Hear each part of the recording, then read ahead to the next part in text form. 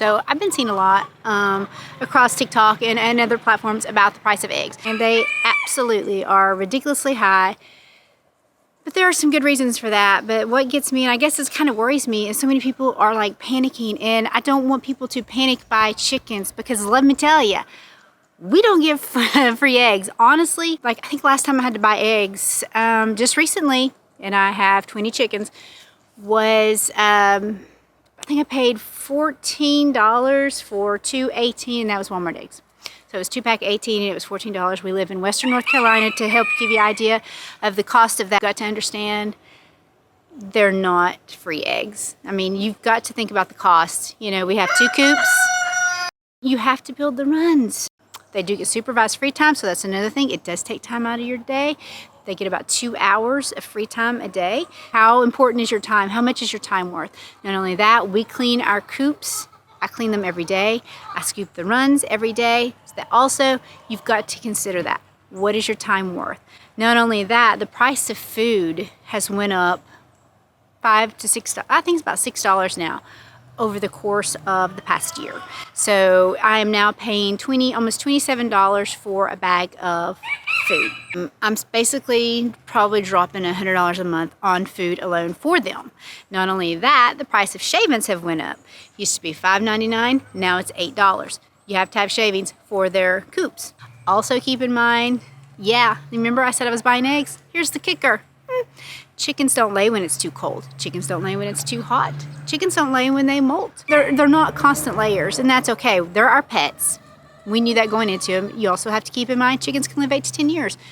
They are a pet. It's not just I'm going to get these. They're no different than a cat, a dog. They need love and attention and care. My big mistake that I made is I didn't cover their runs. Living in Western North Carolina, you might as well say we live in a rainforest. We get more rain than anything. If I had the money, I absolutely would have the runs covered. You talk about the food, but you have sickness, you have vet bills, you have medicine bills, vitamins. There is a lot that goes into chickens. I am not trying to discourage anyone at all, because I wouldn't change it for the world.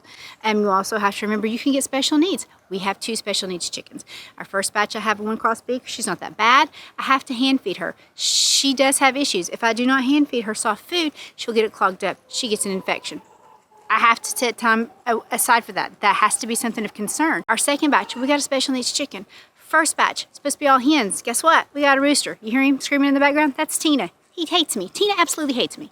But we have him. He loves my son. He belongs to my 15-year-old. You have to plan for that, right?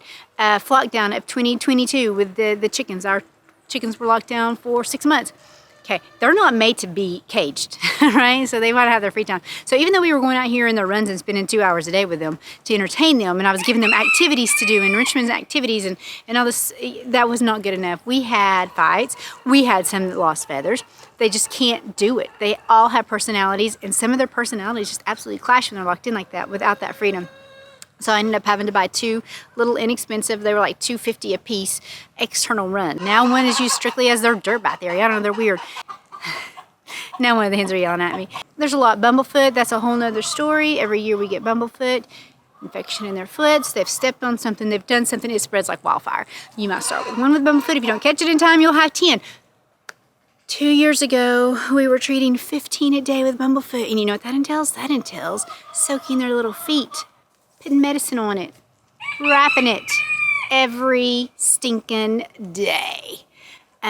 We did this for 3 months. Surprise, surprise, we get it every year. I think it's a combination of here. We have a lot of humidity here. We have a lot of rain. We have a lot of wetness. We have a lot of mud. Would I get it as bad with a covered run? I don't know, maybe not. But like I said, that's not in the cards for us right now. Just keep in mind, they're pets. Choose wisely.